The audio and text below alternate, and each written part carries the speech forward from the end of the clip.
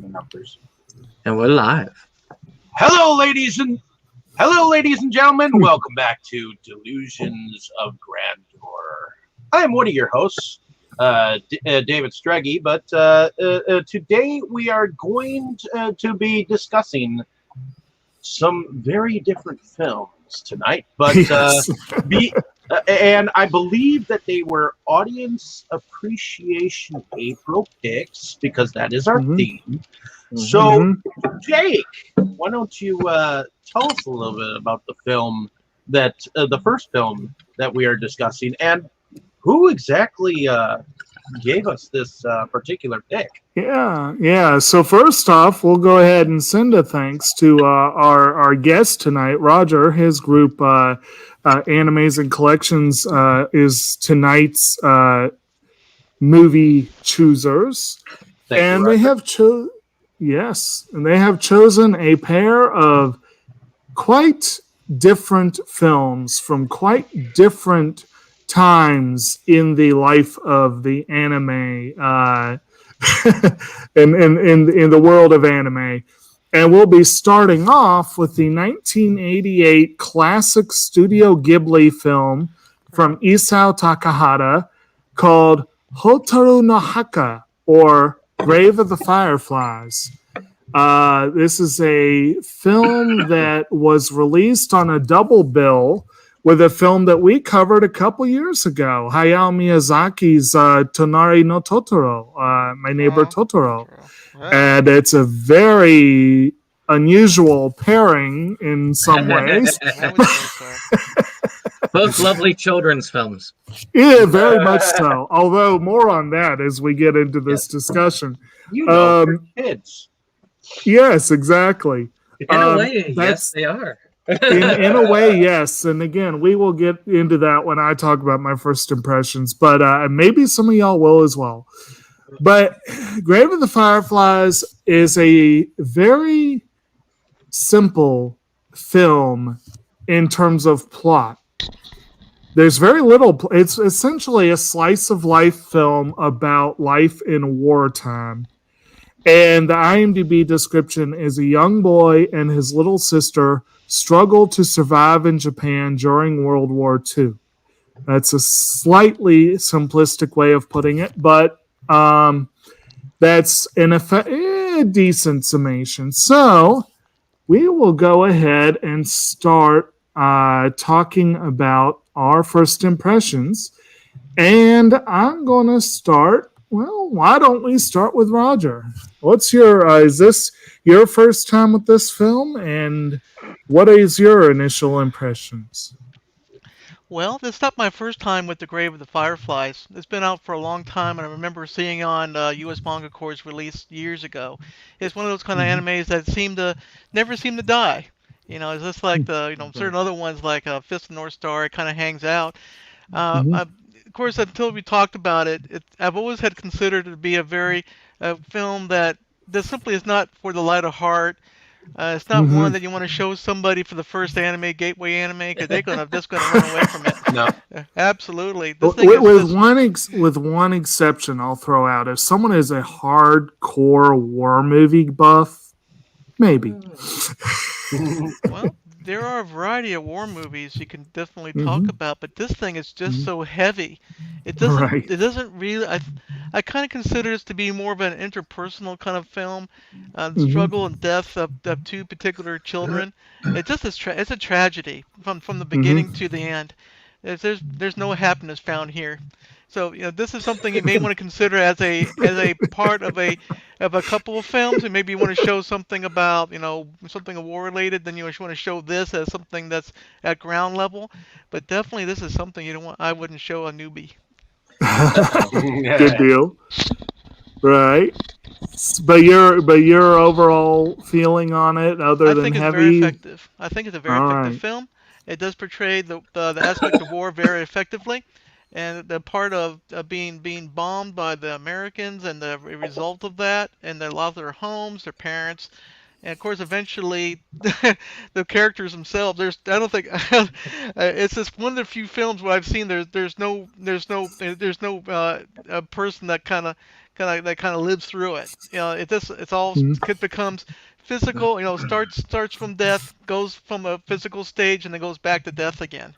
So yeah, it's a very effective film. So if you wanted to show what the horrors of war was, this is one of the shows I would show. If the guy really wanted to see something that anime could show you as an art form. Barefoot Kid. All right. Good deal. All right. How about you, Chris? No, it's not the first time I watched it. I used to see it a lot in the 90s on VHS. My brother and I used to watch. Yeah, we used to watch this back in the 90s. I guess I didn't get around to seeing it for some time, which is kind of surprising, as I really enjoyed it and thought it was a masterpiece in a lot of ways. I enjoyed. I don't know, just like a little character study. I enjoyed that sort of melancholy feeling it had. I don't know. I tend to like movies more like this anyway. That kind of delve and evoke those sort of feelings and those strong emotions and make you really feel. Like, I don't know. I thought it was excellent, and yeah, I've seen it a lot more so in the past. It's been a while. I kept meaning to get around to rewatching it over the years, and I guess only recently got to rewatch it again. But yeah, well, yeah,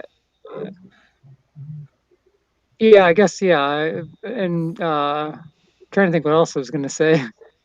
Well, you move on. I'm sorry. I kind of lost train of track. Well, if you think of it, if you think of anything, speak up. I do have to admit that the phrase "I've seen it a lot" is not one that I often hear talked about with this film. But okay, I believe Dave wanted to wait a little bit before giving his. So, Brandon, I know some of the answers here, but let's hear your thought. Is this your first time? No, nowhere near it. One could say I've seen it lots myself. One could say, and I've had this opinion from other people before who've said this to me, is there's never been such a good film that I would never want to watch again. Oh boy! I have complex feelings with this film. Of course, I saw it at 9 years old when my family took me to Totoro for the first time, and then they backed up. No, just kidding. Oh, man. But my respect to the late Takahata, an amazing man and an amazing creator, though he may well have disagreed with calling this a war film. As a matter of fact, he actually even said outright, this is not a war movie. It's something very different in his mind. Again, that's his take on it as the one who he did clarify it's not an anti-war film. I don't know if he said it. Yeah. So this film, I saw it first around the time I was in college at the time I saw it, not long after this release came out.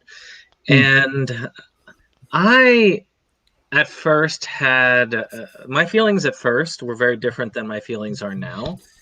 I looked at it as a very painful movie, and a movie that showed the horrors of war from a side that one rarely ever got to see back in the days when I watched it, which was the actual Japanese side of what was going on in World War II. And that really did hit me hard. And of course, I cried my eyes out. Most people did the first time they saw it. But something always bugged me about the film. And so I watched it again, and I watched it again, and I watched it again. And I watched it for about 5 to 6 times that first week. So, never say that if I find a film that I dislike at the end of the day that I've not given it a chance 90% of the time. And then I finally saw a presentation, and I do apologize for the length of this, but it's complex, a YouTube presentation by a guy called Bennett the Sage. He for a show called Anime Abandon. Now, I did not feel like he did his research properly on that video, because some of his stuff that he looked up was actually quite wrong. But a lot of the basic points finally hit what was bothering me about the film. So at that time, and this is all between, I think, early 2000s to now, somewhere in the between, I ended up actually finding the material that he had said has never been translated into English, which, by the way, the original source material was translated in 1968 into English. And decided I'd try and read what it was based on. And got to listen to that, different interviews, and came up with a different feeling. So now when I see it, I didn't cry much at all, because I look at it now as less of a war film than now as more of a propaganda film. Maybe not quite unlike Battleship Potemkin or one like that. Masterfully done, but manipulation I can deal with, because most films manipulate. A manipulation in a film like Atonement is very different than manipulation in a film like, say, The Triumph of the Will. And I consider Grave of the Fireflies closer to the latter. Not the same. It was fighting words. I do consider it a propaganda tool that much. But I'm not going to go into why I feel that, because then we'll be here all day. And I just wanted to, that's where my feelings are about it now. That's definitely something worth exploring, though, because that's a very unusual viewpoint given the overall for this one. But anyway, Dave, are you? What's your thought on this one? Is this your first go round? No, this is probably my second time, and it's still an emotional trip. I mean, I get that the fact that war is the background here, but I as well do not believe that it is necessarily a war film. My take on this was, I know it has a lot to do with disease. So to me, seeing that, I think this was the first time in an anime that I had come across where you could actually see the deterioration of two people go through like a slow impacting disease. You know what I'm saying? And the fact that they were younger children, because he's not quite a teen, but he's not quite an adult. He's like kind of in the middle, so I still consider him a boy. But he definitely has that relationship with his sister, that he's very close, but he's also very overprotective, because in a matter of speaking, I mean, their mother dies and he has to take care of her, so me, I think it's depressing. It really is a depressing film, and it evoked emotions out of me that had I was not quite ready for at my first viewing. But now that I've seen it, I didn't have as strong as a feeling, but it was more or less it more or less still evoked a strong feeling. I mean, it's not one that I will view again as quickly. It's not that it's not a good film. It's a very good story. It got good characters, and it's got the reality of what might have gone on. And I feel like the director behind it may have actually experienced something similar to me. Like, it's a personal film, like he had actually gone through something similar and wanted to convey it on screen somehow, and it was just painstakingly aware of itself. So, but I was entertained. I was. It's not that that I fell asleep during it, because to me, if you fall asleep, it's dead interest. So, but it was definitely a very weird film. Aware of what it was evoking out of its audience. Right.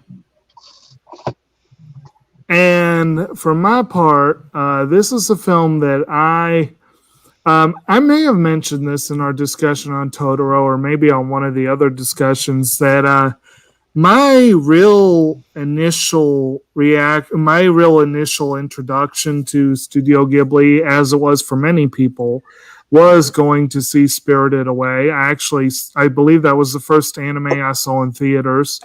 I had been aware of Princess Mononoke. That one made the movie news when it came out, but I hadn't seen it. But I absolutely loved Spirited Away and made a point to seek out some Ghibli stuff. And it was within a couple years that I found Grave of the Fireflies. I can't remember when, but it was within a couple years. It was definitely, actually, wait a minute. My senior year, I'm going to go out on a limb. So about a year and a half later, and the reason I'm going to say this is one area where I was shocked to find out just how this film is approached as a, for kids kind of movie. I actually had seen it, and it immediately made a strong impression on me. I was blown away by it. It was emotional. I was astonished. I had never seen anything in animation that came close to this in terms of the feelings that it was going for, the harsh depiction of war, the realistic in many ways depiction of war, and the fallout. It's more about the fallout of war than war itself, which is one of the things that works really well for it. The reason why I can remember is I do believe it was my senior year. I do believe it was the latter half of my senior year that I had a very good friend who was a Japanese exchange student. And I remember commenting to her once about Grave of the Fireflies and how I couldn't believe, because I can't remember what the festival was, but it won a best children's film or something at some major festival. And I'm going to see if I can look that up. But I remember seeing that it had won this major... Oh, yeah, it won Animated Feature and Rights of the Child Award at the Chicago International Children's Film Festival. That's what it was. And I remember remarking to her, what sick bastard would show this to their children? And she's like, oh, I grew up on that movie. She's like, I grew up on that. I watched that as a kid. And yeah, they did have it on a double bill with Totoro, and people were taking their kids to see both films. And that was intentional. They wanted, the one thing to Brandon's point of propaganda that I will give a point to it is that the film was marketed as educational initially, and there was a feeling that you should see it. And Takahata himself, Isao Takahata, has said that Seita is sort of a reflection of the children of the 80s, and not in a good way. No. But I will stop it at that. I disagree wholeheartedly that this is a full propaganda piece. I feel more like that's a theme that he was exploring, if that, but at any rate, that colored my initial impression of, wow, maybe I need to look at this again. And one thing that I have always felt about Grave of the Fireflies, everyone talks about how depressing it is, how it's horribly difficult to watch. I've seen it maybe 5 times spaced out over I don't think I've ever seen it within 2 years in any given viewing. You know what I mean? Like, it's been spaced out. But I have seen it periodically. I've seen the Blu-ray version that Sentai put out, which is much prettier, but I went back to the old Central Park one this time. But one thing about this one that I think a lot of people don't mention, and no one really has mentioned yet, one of the reasons I've always loved it is, to me, it's not a bleak and hopeless film. The fact that you start with Seita saying that I died on and such a date, and you start with spending some time with the Seita and his sister in the spirit realm, you know what's going to happen, and it makes it easier to just sit back and watch the movie. And to my mind, it's more a movie about the bond between two siblings. And it's through the prism of children who see the world with a lot more hopefulness than adults would. And I really think there actually is a lot of hope in the film. So my read on it is very different from, I think, a lot of people's, but more in line, I guess, to the mainstream crowd that's and this has been my favorite. This has been my favorite anime film for a long time, but I hesitate to use the word favorite. And one of the reasons why it may be slipping from that title is because I hesitate to use that word favorite. I don't wholeheartedly love it the way that I do Your Name, or even Only Yesterday, which is by this same director. But it's still such a darn good film. So anyway, let's go ahead and there really, again, is not much to the plot. So we can cover that pretty quickly. And I guess if anyone wants to hit specific scenes as we go along, by all means. But the plot can be summed up as 2 children in the latter days of World War II in Japan lose their mother in a bombing raid and go to live with their distant aunt. Their father is in the Japanese Navy, so he's not there to take care of them right away. They go to live with a distant aunt. Starts off decently enough, but as time goes on, she gets more and more put out by their presence. Yeah, basically, she sees them. She basically sees them as leeches, and in a sense, they kind of are. But one of them's a 4-year-old, so what's a 4-year-old going to do for the war effort? And then after one argument too many, Seita decides that he and his sister Setsuko are going to go live in the bombing shelter that they keep visiting during the air raids. And the rest of the film pretty much is their slow downward slide towards starvation. Honestly, that's the plot. And I know that sounds depressing as hell. But, yeah, and it is. And a word on that, real quick, on the source material. The movie is based on a short story by Akiyuki Nosaka, which he won the Naoki Award for Literature. It was double packaged with, I think, American Hijiki, I think is the name of the other story. And the author wrote the story as a very loosely autobiographical apology to his late sister. He had a younger sister who died of malnutrition, and he blamed himself. and he wrote the short story for that. So, Dave, you were talking about how personal this feels.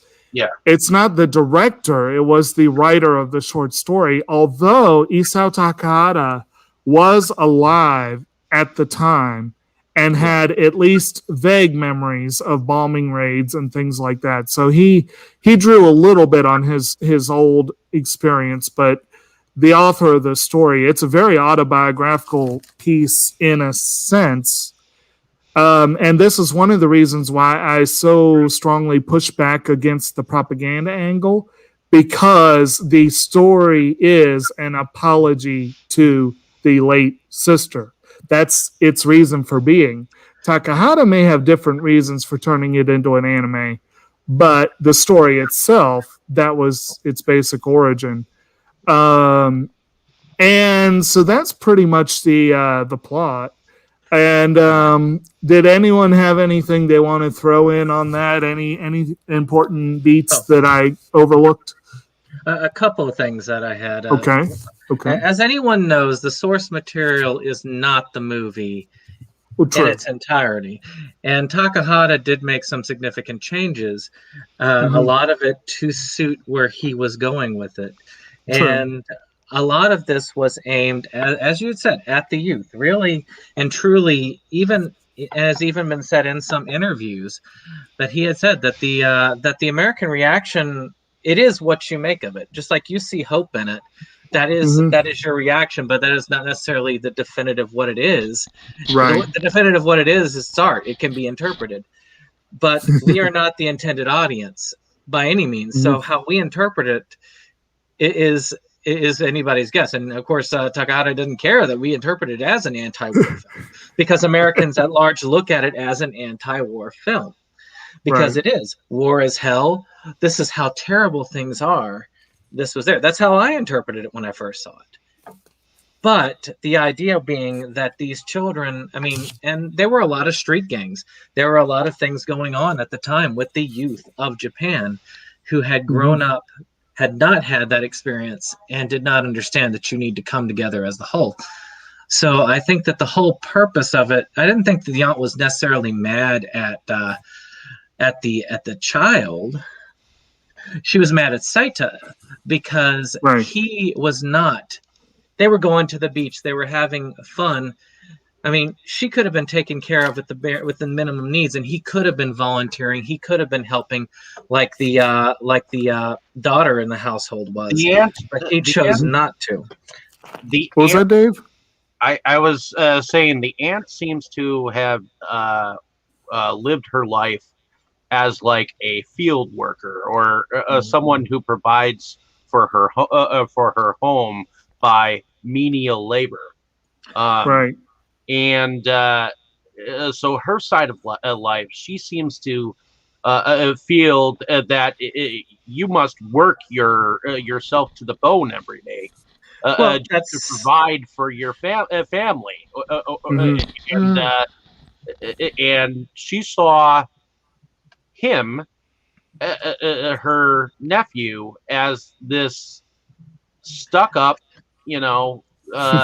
privileged little child, man-child, so to speak, and he was impotent. I mean, he was so used to having everything done for him, and you could see that he had been used to that kind of a life, Well, yes and no. I would say it's that a cultural thing.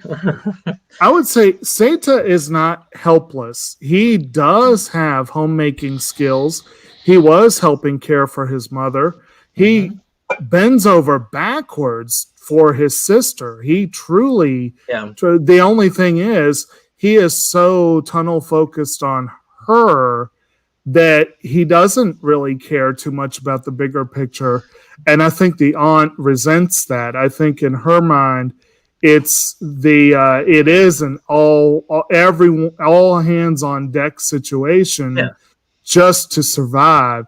And I don't think she's evil or cruel or anything. She's bent out of shape by the cruelty of war, basically.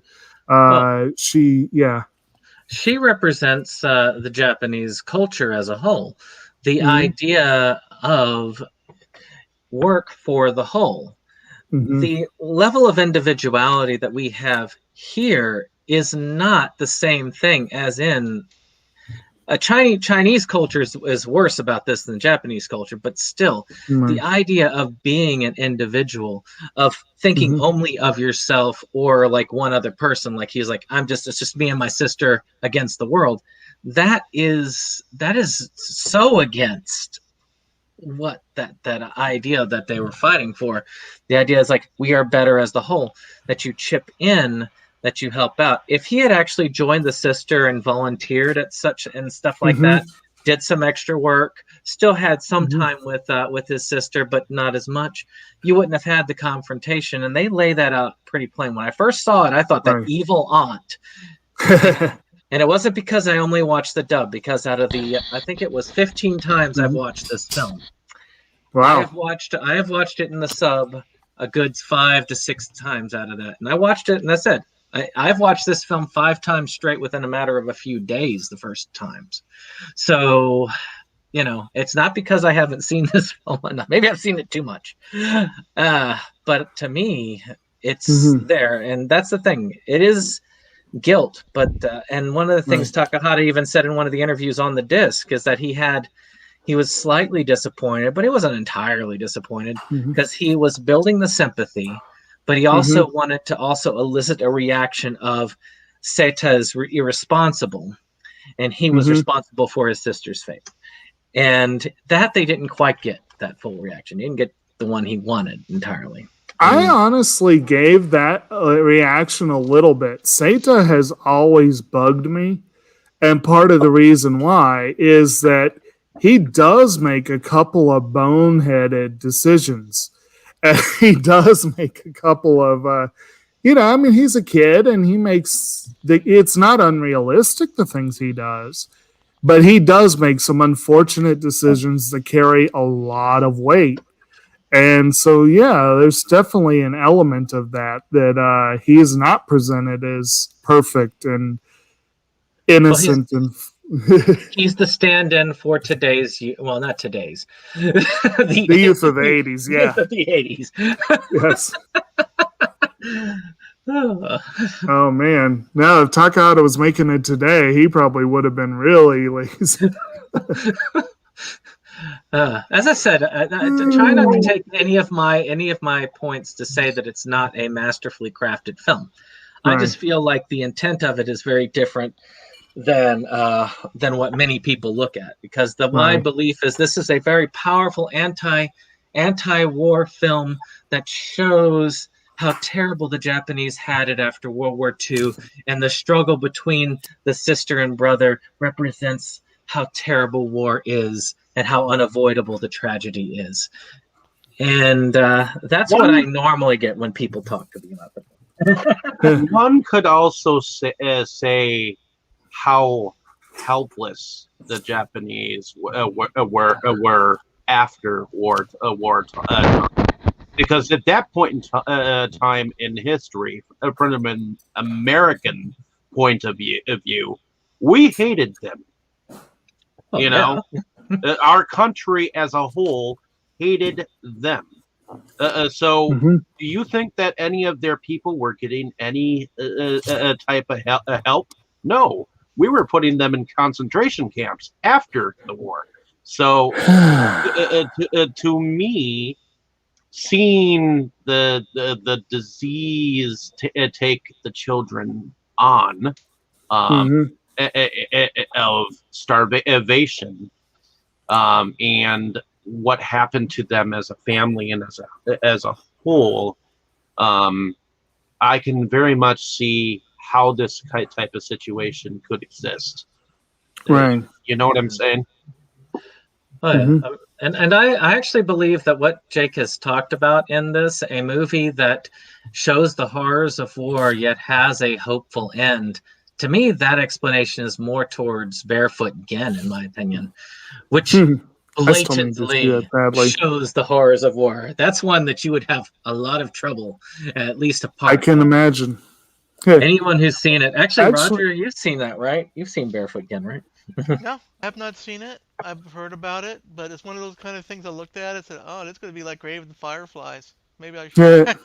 Yeah. More hopeful than Grave of the Fireflies, in my opinion. But yeah, I remember seeing little snippets and stuff. I have to give that a go.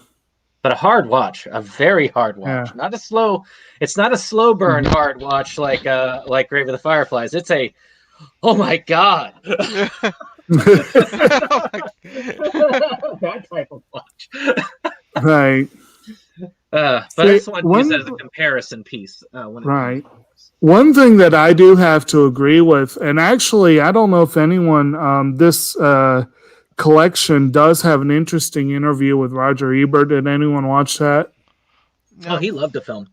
Oh, he did, but he makes some interesting points about the film's visual aesthetic and about the decision to make it as an anime in the first place. Mm-hmm. And he makes some good points about how the visual aesthetic, if you were trying to watch a live action film on this same story, you would probably be so hung up on how horrifying the children look that you wouldn't be able to get anything else out of it. Mm-hmm.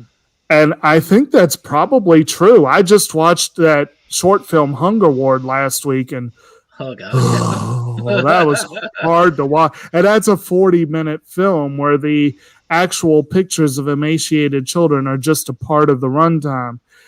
It was hard to watch, and I can imagine a film like this.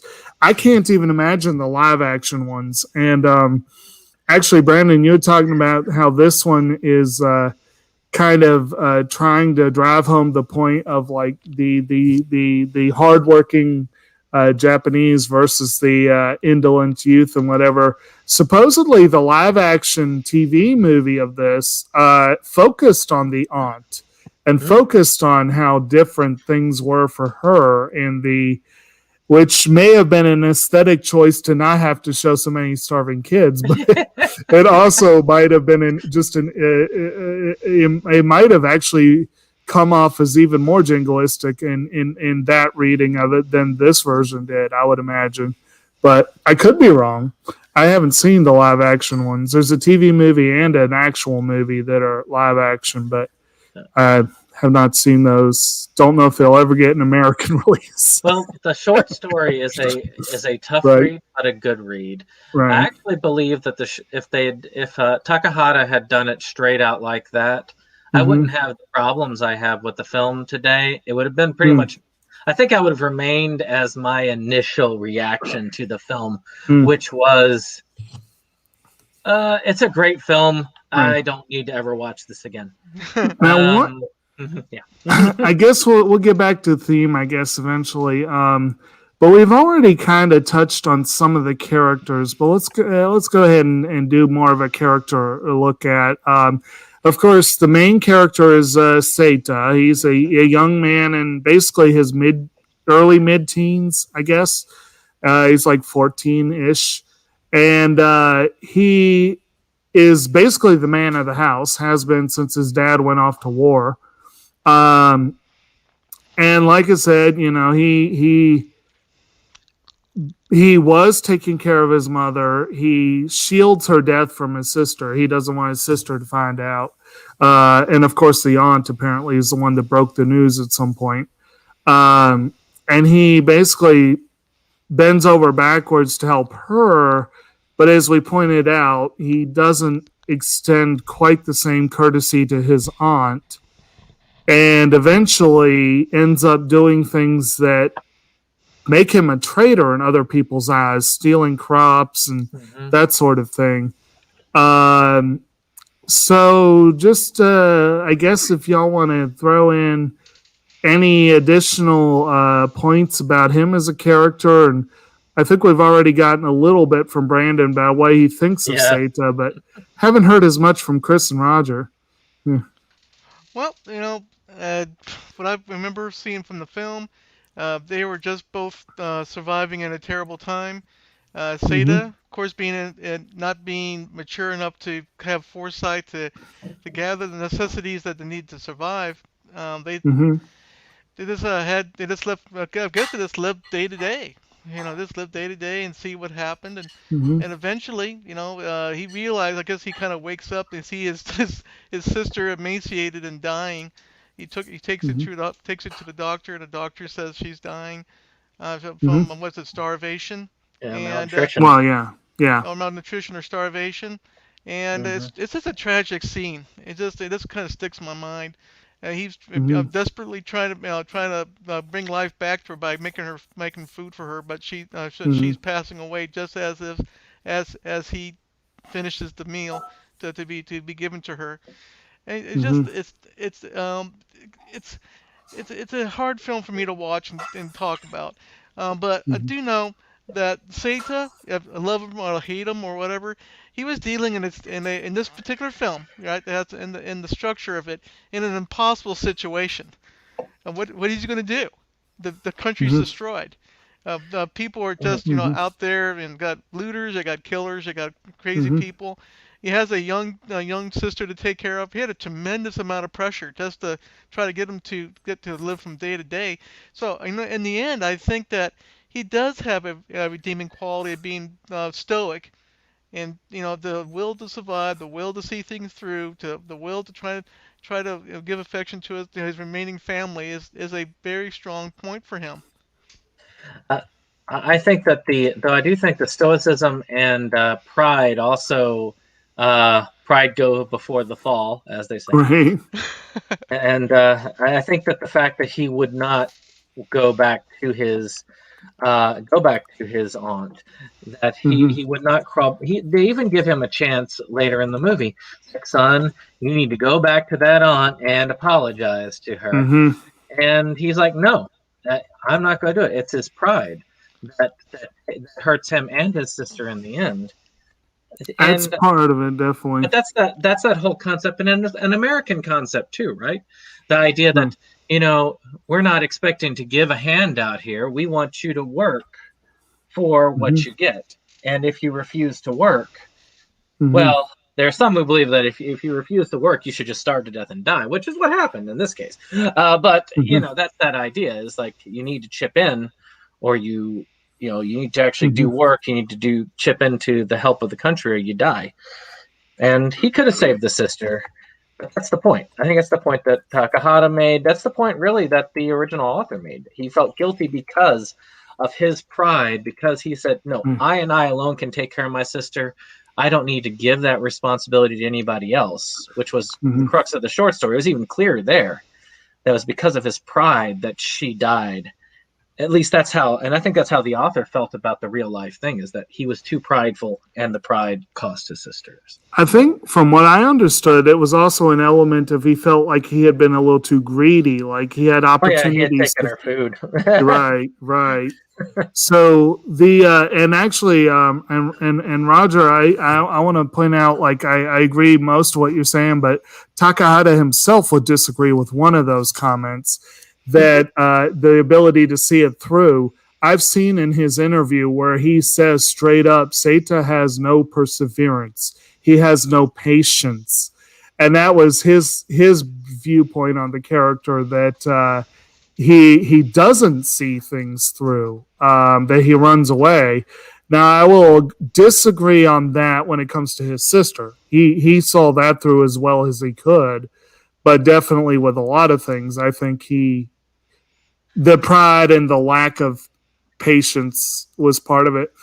But one thing that I will agree with Takahata on, that I'm surprised, Brandon, you haven't brought up, was apparently one of his biggest criticisms of children of the 80s.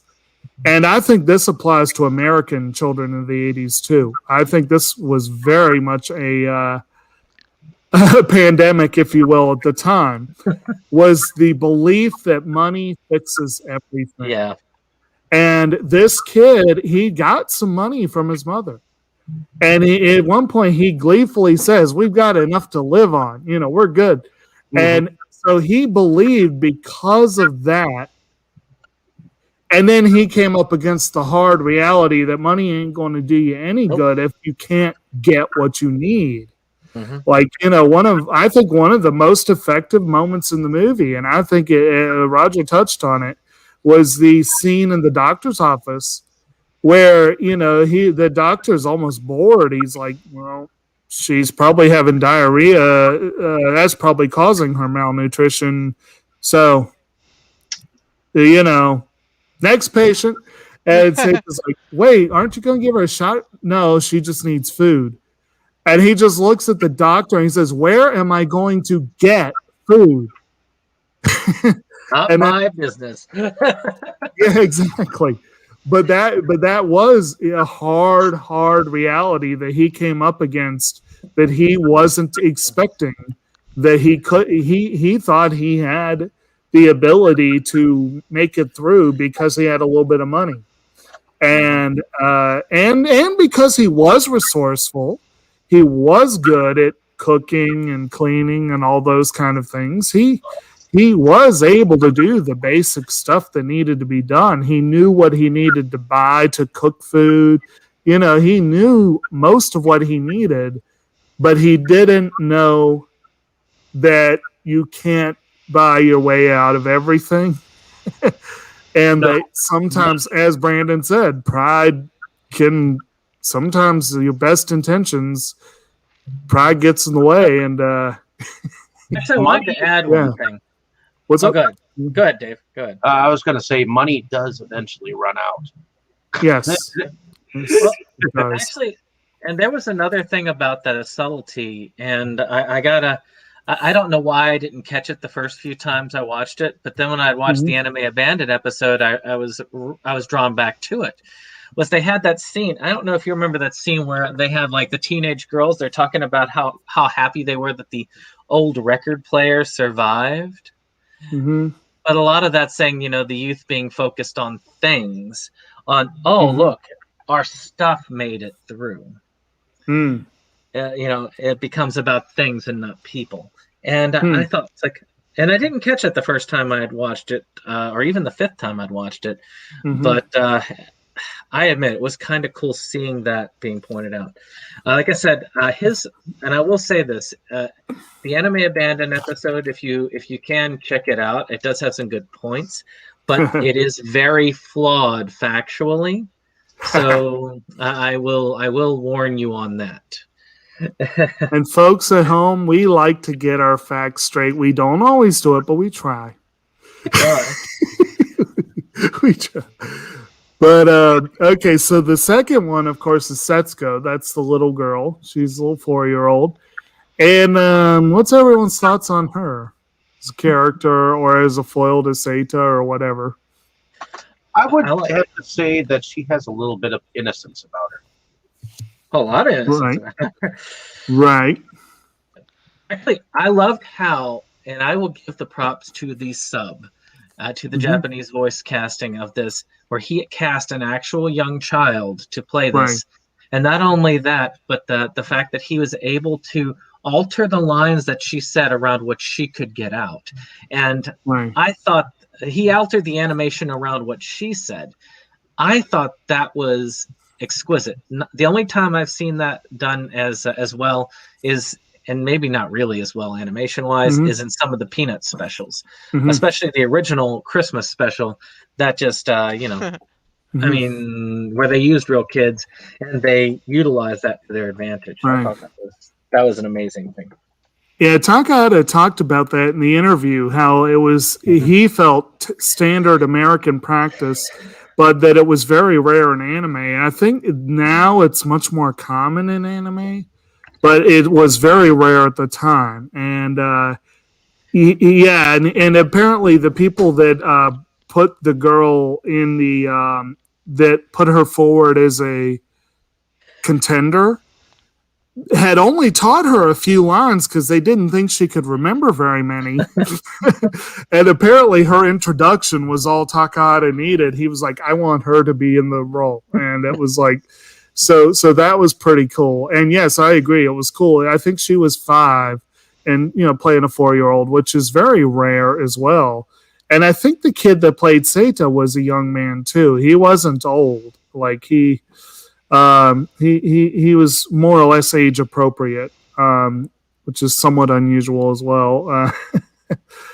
But yeah, and Setsuko is one of the reasons why I feel the film has such hope, because up until the very end, she is relatively bright and hopeful. You know she's suffering, but she doesn't wallow in it until she's literally too weak to, really stand. She can be a little bratty at times, but, she's 4. There's a couple of parts where she gets a little annoying for that reason, but yeah, I mean, what do the rest of y'all think on that? Well, it's I really don't have much of an opinion about the young child. To me, she was the representation of, I just don't have much thought of this film other than being kind of a helpless situation. She was the anchor that the young kid had to give his force and life to. He had to cater his life around her. Yeah, he had fixated on her. I guess I just have a different impression, because ironically, this was the first Ghibli film I've ever had seen. And I said, oh, look at this. This has all these awards on it. So that's the reason why I watched it. And I definitely regretted it. So that was a case of myself watching it once and said never again. so Good times. Yeah, well, it's one of I those hope things. It didn't scare you off of the others. No, it didn't. But just in the case, I didn't think that anime could give you this kind of a storyline. Right. When I was watching it, I was depressed. I just depressed in it. I guess again, I have a different take. I didn't see much hope in this film. It just was a representation of what people will have to do in a time of war and not having anything, and then going from day to day, and then eventually, passing away. So yeah. Pretty depressing, yeah. But that was my impression of it. All right. Anyone? We talked a little bit on the aunt. Did anyone have anything else they want to throw out on her as far as character discussion? I did want to say something to the effect that her brother really did a lot to try to make sure that whatever was going on with her as the disease went on, her sensibility and her world didn't change all that much around her, while he was provided her that home in that hovel that they found. So to me, I liked the fact that he was trying to make it seem like everything was still okay. Right. Yeah. I mean, I think the aunt has been covered also. I mean, to many people, she is a villain, which is not I don't think that was how Takahata viewed it. And I don't think that's how the original author viewed it either. But many of us who watched it the first time was like, that mean woman. Children shouldn't have to do anything. He's taking care of his sister. That's all that he needs to do. But that's not how it's meant to be looked at. If you're looking at it from that cultural lens, to try and look at it from the cultural lens of the time, you can understand that she wasn't necessarily being mean. She was trying to get him to understand. Look at this example. You've got somebody right there. I mean, you don't see much of the daughter because she's helping out here or there. Right. She's going back to school. He's dropped out of school because the school is bummed, but he's not trying to, go to the other school. He's not trying to help out. Right. I really do think that the aunt is more of she's trying to protect her family. I think she would have gladly taken the little girl in and not given much problem. She knows that a 5-year-old can't work like that. But her disdain was more for him. And doing that, and I do think that she is miscast as the villain a lot of times by people who don't look at this in the right way. You could, if you're looking at it more of, I guess the way I'm guessing that you're getting at, or certainly I kind of see it this way based on what I know of Takahata's views of this. She's almost more of like a challenge that he should rise to meet. Yeah. That, and it is worth noting as well, we mentioned the daughter, but I don't know if we've mentioned that she also has a boarder. And so that's another thing that she's doing to try to get by, try to survive, try to make ends meet for her family. And she thinks nothing of giving the boarder plenty of good food, but he's no doubt paying rent and he is supporting the war effort. And those are both, good things there. And, I do. And like you said, you don't see much of the daughter or the boarder for that matter. So you don't really get much of a feel for them as characters. Really, there's very few other characters that you really get to see much of or learn much of. Even the mother dies so early on that you can't really, do much with her. But I do want to give a shout out to that one prefectural cop where he gets, Seita gets caught stealing from that guy's field at night, and he beats the crap out of him and drags him into the policeman, and the cop just looks at him. He's like, "I'll take it from here." And he's like, "Yeah, but," and he's like, this looks an awful lot like assault. And the guy's like, "Okay, I'm leaving." To me, that was actually a little bit of a comic relief moment, but it was also a good, just a good kind of opening it up the window to some other people on different sides of I guess you could say different sides of the conflict or what have you. It was kind of nice having that little moment in the film, to me anyway. But I needed some levity in this film. You didn't have much. Yeah, you get a little bit, and again, you get some from Setsuko because she's just naive and young, and she still sees the world hopefully. And so you do get a little bit of levity with them, but it's not as much as some people would like. But I have said before, and I know Brandon and I have had this debate of like, what makes a more depressing film?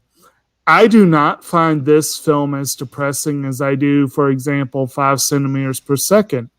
But that's because the particular things of that film that hit a nerve, I guess, hit a little bit closer to home for me. So I find that one depressing compared to this one. But I know some people would be like, Oh, I find it, I don't find it, I understand where it can be depressing, but I do find it actually, I actually find that one oddly hopeful in many cases.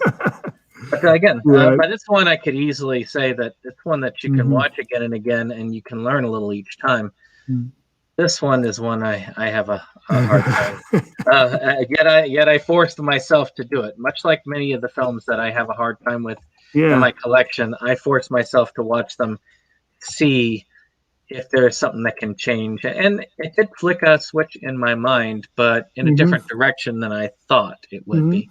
And now the film does not trigger sadness as much as it does trigger a little bit of my own like prideful anger, I guess you could say. The righteous indignation. So yeah, I mean, that is what it is. But, anyone else have any thoughts on characters? Not that I know of. There you go. All right. I mean, Chris. Oh, well, You yeah, there? I was just gonna say, I guess, yeah. Can you hear me? I don't know. Yeah, oh yeah. Yeah, I hear you. Am I coming through or? Oh Yep. yeah. Oh, okay. Yeah, I was just gonna say, I guess the way I kind of interpreted the whole thing with the brother and the sister was, I guess, kind of how the theme of like impermanence and how he was progressed through the movie. He started to realize that basically all life and all love is lost and everything falls down and breaks up. You know, that sort of theme, like Dave was saying, with disease and decay and I just thought the whole like impermanence theme, that, although all we care about, all the things in life eventually change or they end or I don't know. I just thought that was a layer to it that was interesting as far as the progression of the character, especially the lead character and with his sister and then even seeing how she was more innocent and then yet all these things were happening just the same as somebody wasn't innocent, her and then her obviously passing away. I don't know. I thought that was an interesting layer to it. I mean, I took it kind of more as a character study of those, like the two characters. It kind of reminded me of, I don't know if you've ever seen, well, they're these two favorite animated films of mine. Like certain aspects remind me of Watership Down and the Plague Dogs. I Oh don't know my if you God. guys ever God. seen any of those two movies. Oh my God, Very that's something to happy see. films. Yeah. Sadly, have seen- not seen those. I have Watership Down. I need to Yeah. watch it. I watched Watership Down as a kid, and I was like, Yeah, "Oh my they're- God, this is not a cartoon. No, normal, these nice little bunny rabbits that have such a timely death by Yeah, I mean, moment, Right. and the those lead two rabbit films being were like meaner." favorites of mine since I was a kid, but there's a similarity. Right. There are a lot of similar themes. It's like, where they take a journey and then they discover, they lose their innocence and they discover things aren't the way that they hoped they would be, thought they would be. I mean, yeah, they're not happy films, but Right. this film kind of had a lot of parallels with those two films, I thought. Or where I the mean, like wind blows. Plague Dogs When is the wind blows. a film where dogs escape an experimental lab and are being pursued, and then they might have the Black Plague. What's that? Oh, it's about the two dogs. What was that? I'm sorry, I didn't. It's something about two dogs, right? They had both been experimented okay. on, I'm sorry. and I they thought carry somebody a was talking. dangerous disease. Yeah, the Plague Dogs movie. Yeah, the Plague Dog movie. And they escape.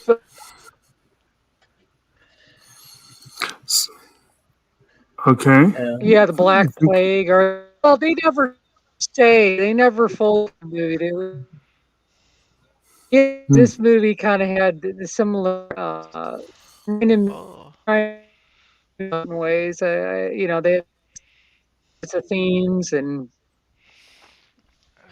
I don't know why, but I was also just think of saying where the that wind. was an interesting, I guess, aspect to the movie or a layer to the movie. I guess I don't know. I kind of lost my point. I think, and yeah. I was thinking also like When the Wind Blows as well. 1986 film. Similar I'm sorry, concept. we broke up. When the Wind Blows, if you're familiar with that one. Something with about a toad and. Oh, okay.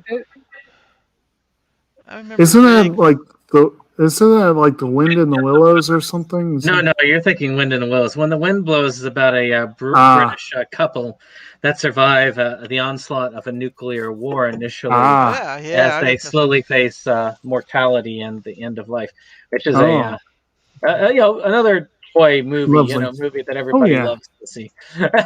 Yeah, of course. For me, Brandon's mentioned a few times Barefoot Again. The other World War II anime that I have seen, of course, much more recent film, In This Corner of the World, and that is just a phenomenal film.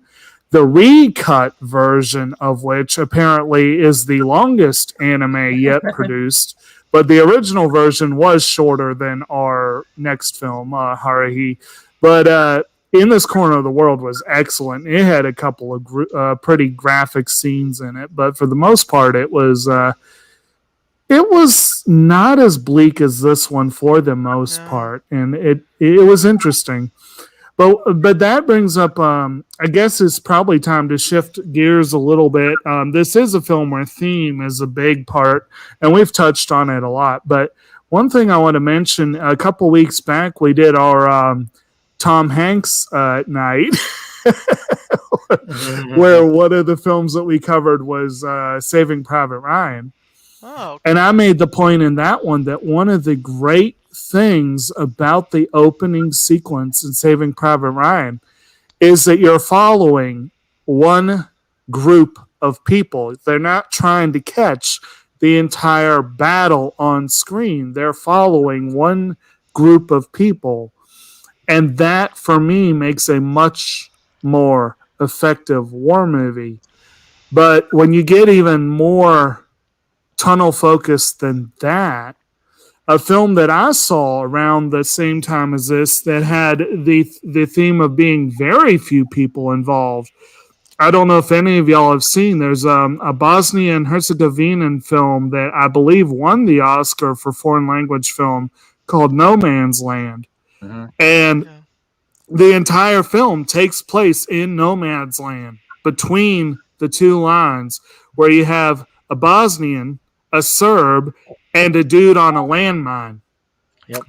And that's the entire cast pretty much. There's other people involved, but it focuses on those people in that impossible situation. Like if the one guy can't move or they all die, but there's also other things causing, it's no man's land. So if anyone breaks ranks, they're going to get killed by the opposing side. It's a very difficult film, but it's also one that focuses on just a few people in an impossible wartime situation. And so I kind of think of that one sometimes when I think of this. But I probably will get a little flack from this from some people, but I've always considered Grave of the Fireflies the counterpoint to Schindler's List, because you've got this huge, sprawling epic about the Western theater of operations versus this tiny, intimate drama about the Eastern theater. And to me, they're like the two best World War II films. The Pianist is kind of in there too. Whatever you say about Polanski, he made a damn fine film with that one. But at any rate, but that was a very intimate drama about just a few characters. Life is Beautiful was very focused on just a few characters.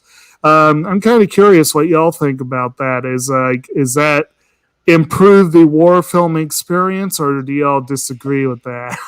I wanted to make the point that I do not feel, again, I don't consider it a war film, because I think you could have done a good example, A Spirit in the Sun, a good example of that, which is a disaster movie where a couple of disaster films, the second film kind of goes over, kind of jumps the shark, but the first film is about sharks in it? Amazing, like this magnitude earthquake happens and Mount Fuji erupts and Japan is split in two. And you could have easily, World War II was just one possible setting, but this particular movie could have taken place in any tragedy and had the same impact. I maybe not on American audiences, because again, American audiences associated a heck of a lot more with the war than other audiences. But I think that this one could have occurred in Saving Private Ryan. Yeah, it's a little bit harder to do, and in This Corner of the World, especially, it would be a lot harder to have any other way. That one is tied pretty well intrinsically, right? So I do understand the concept of it not necessarily being a war film, but a film about loss and grief on the positive end, and about cultural unity and the need to stamp out individualism in the less nice view. And understand, I'm using war film in the broad sense, kind of like, let's take an example of like the idea of looking at Jaws as a horror film, for example. I know technically it is, but I never really thought of it that way, and so there are a lot of films like that like they have that label, and I'm using war film broadly, but it could be a survival film, or you could just look at it straight up as a family, like a film of family. Yes, a family film. I almost said that in the wrong way. But, for kids. Although, like we said, a lot of kids did grow up on this one. It was their version of Watership Down, I guess. Yeah. but in the and actually in the broader sense of a survival film, I wonder how many here have seen the anime series Tokyo Magnitude 8.0. Oh yeah, I've seen that. Yeah, sure. So that has some similarities where you have a couple siblings working their way through the rubble of a disaster, and that was an interesting one. Yeah, but in that case, you have an adult that's taking care of them. Right. They have an adult guide. I mean, imagine though, like if they had been in the household at the time, and he had asked him to do chores for the household, and he said, "Screw you! I'm just taking care of my sibling," and then end up splitting. Then it would be. Then it could still have ended up the same way. See, when I think of war films, I think of The Longest Day, or the 12, the Dirty Dozen. Or the bridge at Remagen, or the bridge on the River Kwai. That's a good one. Yes. These are war films. Some of them have different aspects, but to me, those are like what I would call war films. This has the backdrop of war, right? Where it's not focused on the war; it's more focused on the struggle after the fact, right? So to me, it's not a full-on war film, and it's about the struggle that that happened after, and how much struggle it was. Actually, I guess in the way that you're putting that up there, you could almost look at it as a post-apocalyptic film. I would call it a pandemic film. Almost. Yeah. It could be considered. Yeah. Pandemic of starvation. Talking about 13 Monkeys or something like that instead. 12 Monkeys. Yes. I see what you did there. Yeah. We need to do 12 Monkeys one day. You Ocean 12 the bastard for a moment. Right. You need to do 12 Monkeys back to back with Monty Python and the Holy Grail so you can contrast them. It was more or less. Then again, and the Holy Grease Monkeys. Okay, well, if we're talking Terry Gilliam, he has gone just as bleak as this film. And I mean, Tideland, holy crap! What about Time Bandits? What about Time Bandits? That's an odd one. Yeah, Time Bandits is an interesting mix. So don't touch it. It's evil. And then they see the parents blow up. Right. So, and we gotta mention with this film, of course, one thing that definitely needs to be mentioned are the production aspects of the film. Takahata claims that he basically got the assignment and put the film out in about a year, which is phenomenal for an animated film. I mean, that's like, now, of course, we'll get a little bit more into how he may have made that happen, but suffice it to say, Isao Takahata was known to be a taskmaster, and not necessarily in a good way. Not necessarily in a good way. Yoshifumi Kondo, the wonderful talent who did Whisper of the Heart, was the animation director on this film and I think 3 other Takahata films. I think he was on Only Yesterday and Pompoko. And he got to do Whisper of the Heart, and 2 years later, he passed away in his 40s. And Toshio Suzuki, the co-founder of Ghibli, in the last couple of years hinted that Takahata was part of the reason for that. So the man, unfortunately, literally drove people too hard. He drove them too hard. So I could see how the film was made so quickly. But that having been said, it's got a wonderful visual aesthetic. They use brown lines instead of black, which gave it kind of a more muted, naturalistic look. There's a lot of sepia tones in the lighting. And then the spirit realm scenes are done in this warm red. Almost reminds me of, and it wouldn't surprise me if it heavily influenced Guillermo del Toro. I feel like those scenes have sort of a Del Toro vibe to them now that I go back and watch it. And I'm just kind of curious what the rest of y'all think on the overall animation and on the difference of what they did for the spirit world scenes. I do think that the coloring of the animation itself is very bleak and very beautiful at the same time. To me, it definitely enhances the grief, enhances the mood of the piece. To me throughout, and it's dark where it's dark and it's light when it's light, so to me it definitely accentuates the mood of the film and puts the audience where it wants it to go. So right.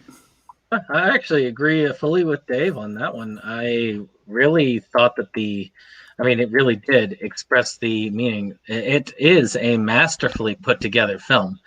It does a lot to try and get it to where it was. In a way, I'm almost disappointed that he didn't quite get the entire response he was looking for because of how much of a well done piece it was. But of course, then again, his way of living could be also an expression as to why maybe his point was good not to have been reached. Right. What about the other guys? What do y'all think? Yeah, I agreed with the whole the colors and what Dave was saying. I also thought there's a lot of interesting, I guess you could say the shot compositions because of the animation, just the way they composed stuff within the frame. I really liked one. There were several I was trying to think of, but one I'm thinking of now is where he walks up and it's a kind of a long shot where he walks up and he's kind of off the side of the frame, and then his sister and the aunt are over there, and he has to go over there to tell her the news about the mother, and just how they the way they framed it and the way they had it the shot did long, and it kind of built that sort of feeling of anticipation of, he's thinking, how am I going to tell tell my sister that, the mother's dying, and it's just the way they framed it, and the way they, the shot not coming back for several moments. Yeah. Right. Was one scene. There's some other. I wish I could think. I was thinking of them earlier. There's other shots like that I really liked, and I wish I could recall at the moment specifically. There were some other parts, but I remember that one offhand. I'll try to see if I can think of the rest. I'll probably think of them when I'm later. But yeah. Well, let me think of it. Roger, do you have anything you want to throw out there? Or? Not too much. And I just think what I can remember of Grave the Fireflies, it looks like a Ghibli film. So you're gonna have artistically well done backgrounds with simplistic character designs in the front. So I see the same thing going from to just about all their films. Maybe other than Nausicaa, Nausicaa. But it does have an impact because it kind of it makes people focus on the characters, on their plight. The background is simply, I guess, I guess it's a way of giving the art of the animators some relief. Because they're so focused on these characters, they got to do something else. Maybe doodle something. So the director makes them say, "Yeah, make the trash can into something that's so 3D that you'll just have to look at it." so that's what I get my impression from this film as compared to other Ghibli films. I could be wrong about the actual level that they're involved in, but I know both Takahata and Miyazaki are involved in the backgrounds of their films, and that they definitely have a lot to do with the shot composition of the background. I don't remember how much of that is their actual artwork or not, but for one thing that was interesting in Ebert's description was he credited anime versus American animation for the depth of detail in the background, and he was talking about how this film and other ones like it have such painterly backgrounds, and he was and that was one of the things he absolutely loved about it. And I mostly agree. I think most Ghibli films, the backgrounds are gorgeous. I mean, almost without exception.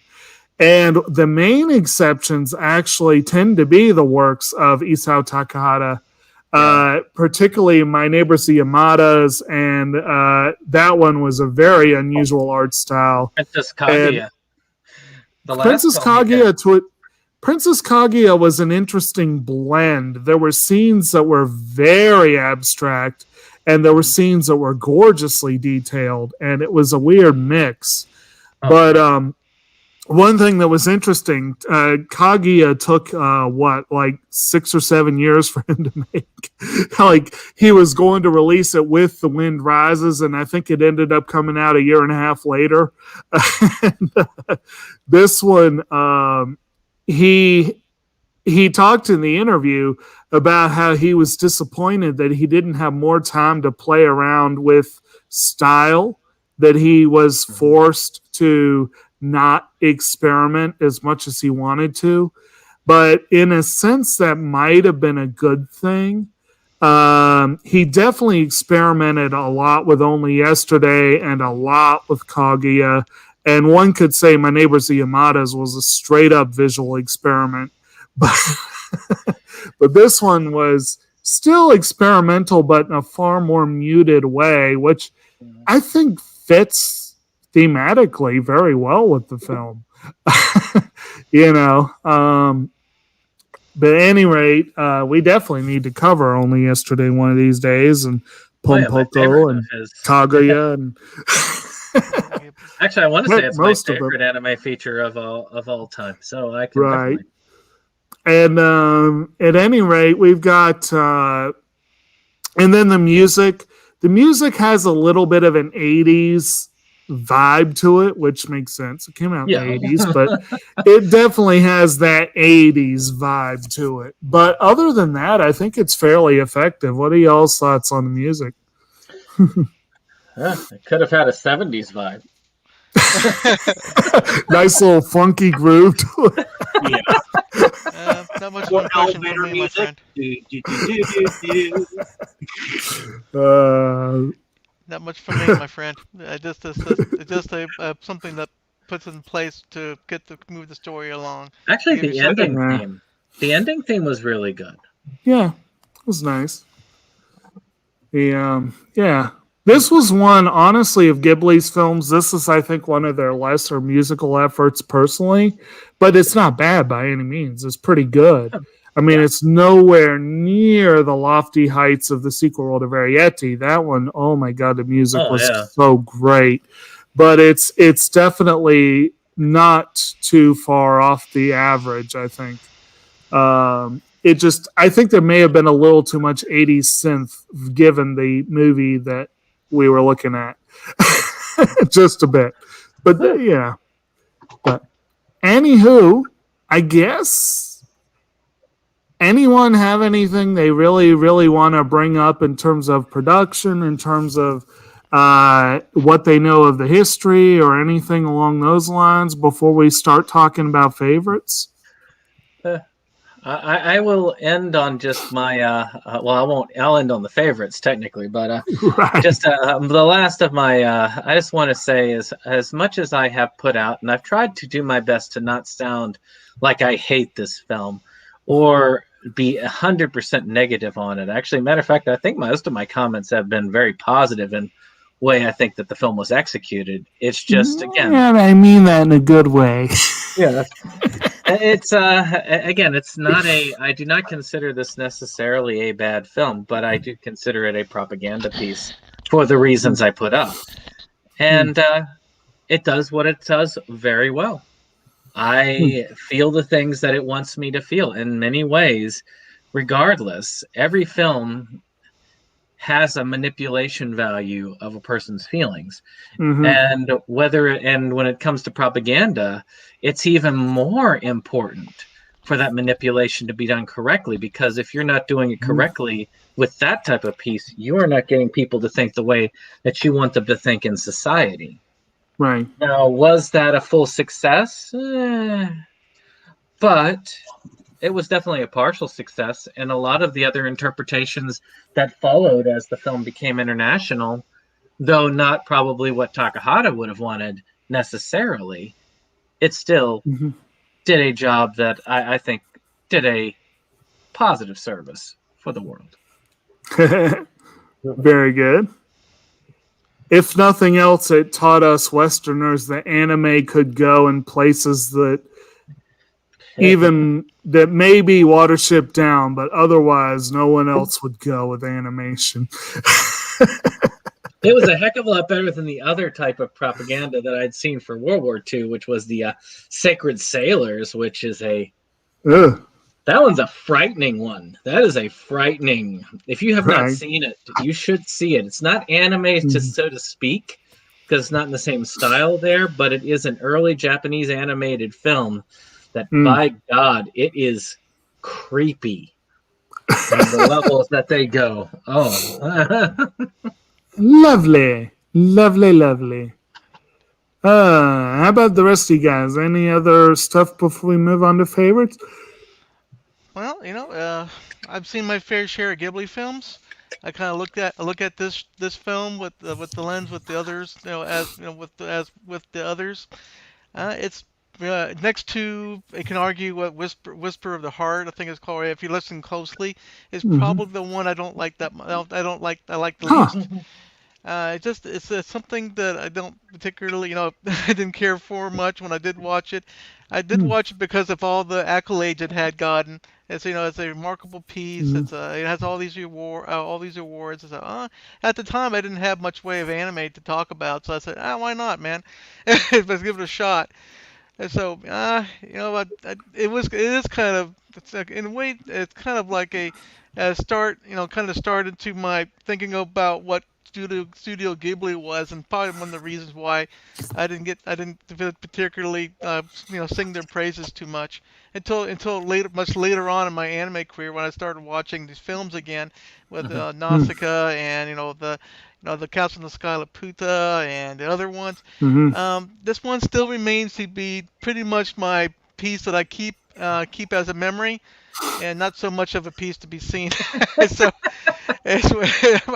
I'm just exactly what Brandon told you all you guys at the beginning. There's some people that will watch this and say, well, that's it. And some people that would love to watch it over and over again. And I am one of those kind of people. I just didn't get much out of it, other than the feeling of dread and I got to watch this thing. And I would such films I would put on the shelf and try to watch something from it, then I'll try to watch something else, and pretty soon a week later it's still there. Yeah, but it's hard. It was hard for me to watch it. Well, again, if you want to see a movie that you'll think afterward, I am glad I saw that, and I hope to God I never have to watch it again. Go to Pluto TV and watch Hunger Wars. I don't need to see that one. I'll take your advice on that one. Oh man, I'll take your advice on that one. But there are some like that. Like I went to the theater to see Black Swan, and I have not seen it since. And I own a copy. I intend to watch it again, but I really don't want to. That scene where she peels the skin off of her arm. It just Aronofsky's first film, Pie. Oh, it's there are films I have seen that I recognize their artistry, but I definitely feel that there are some you just don't want to see again. This one falls more into the category of I should wait a while between viewings, but I'm fine with that. I can see it every 3 or 4 years, and I'm fine with that. Some films, yes, there are some where it's like, and it's one of those things. I am surprised you didn't like Whisper of the Heart. That was I thought a delightful film, but it really trudges on. It just trudges on. It's a lot of country roads, and I love that. Looking at a piece of rock and looking through it, a piece of crystal, and trying to imagine yourself in another world. And ironically, was it The Return of the Cat, or what I think it was called? I really like that. Yeah, I like that piece a lot better. That was a lot more whimsical and more fantastical. In a way, I guess I could be thankful to the Whisper of the Heart, because it definitely drove me into stupor thinking, trying to get to the thing. It is a criminal shame. It is an absolute criminal shame that Whisper of the Heart was the only feature that Kondo was ever able to complete before he died. That was. It's always unfortunate when you have a talented director like that just can't. Like Satoshi Kon only had 4 completed features. That was a tragedy. I liked all his films. Right. So anyway, let's go ahead. Now that we talked about how much we don't really want to see this again, let's talk favorites. And I guess I will start to my right and go clockwise. How about you, Chris? What's your favorites in this one? Character, scene, interaction, what have you? I was going to say, well, I mean, it's hard to pick a favorite. I guess I liked the overall film. I liked more the parts with the memory where he was remembering things and this sort of like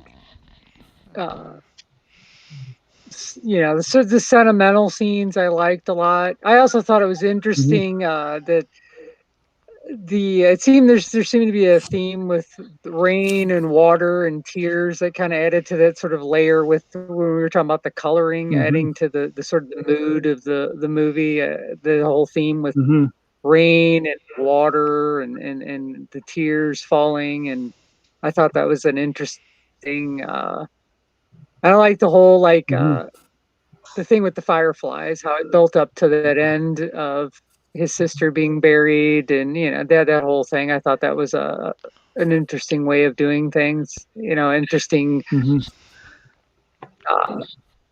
the way the movie ended, and so I mean, I can't really say one scene, but yeah, more the emotionally evoking scenes, I guess, the scenes that make you evoke strong emotions, I guess. Those, I know the overall movie did, but the scenes that really go for that, those I would say would be favorites.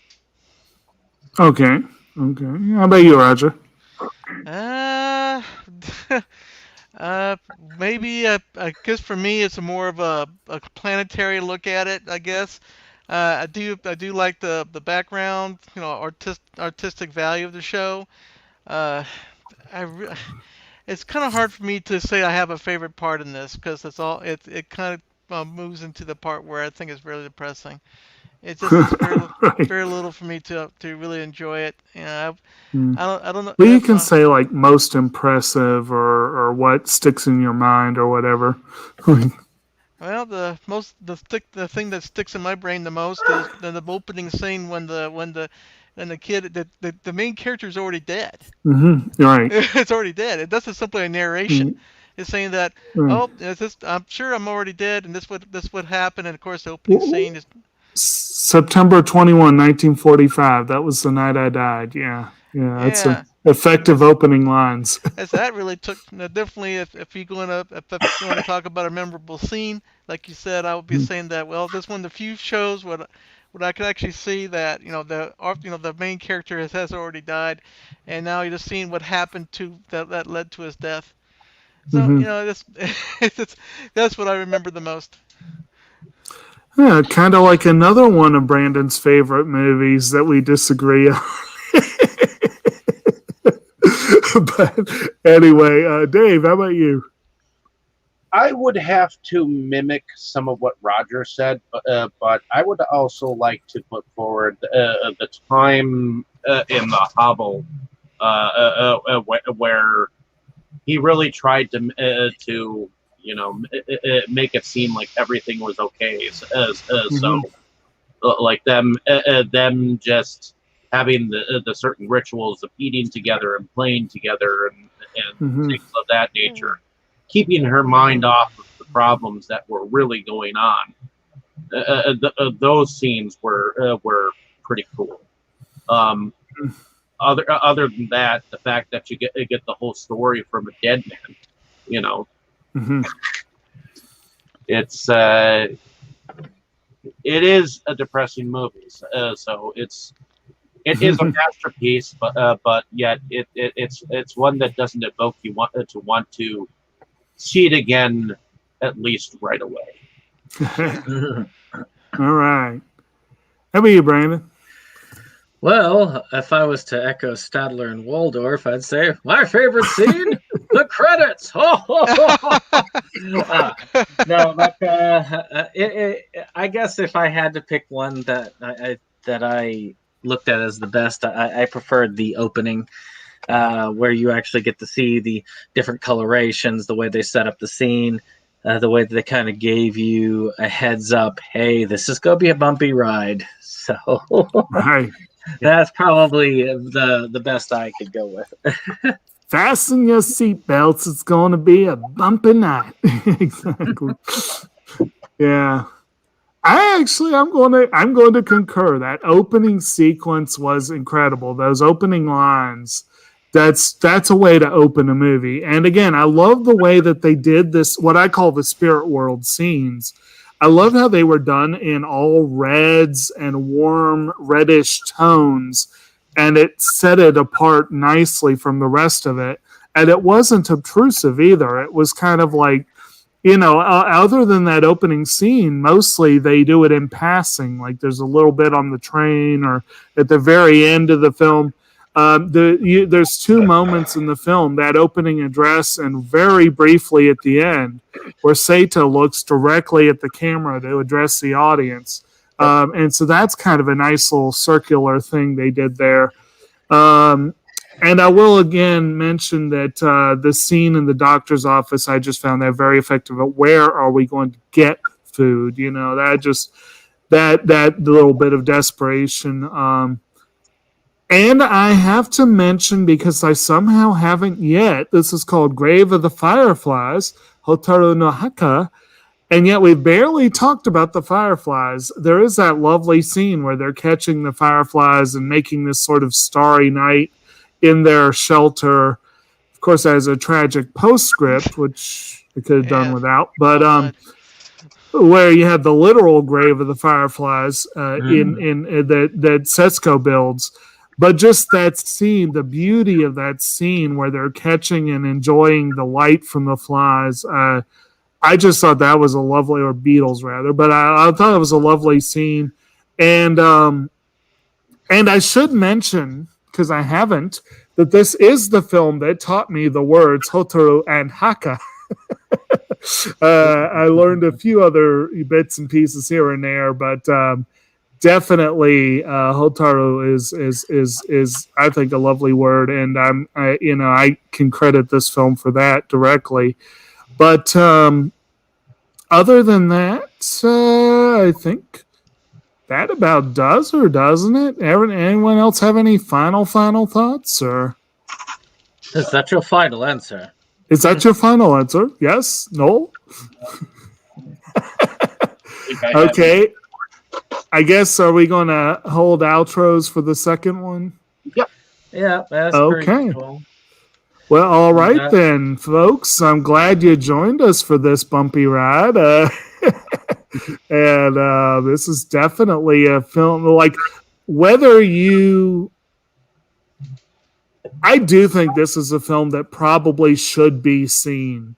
I mean, I would agree with the people that put it out in the first place. I've said for years I would think this should be required viewing in high school. They're just throwing it out there.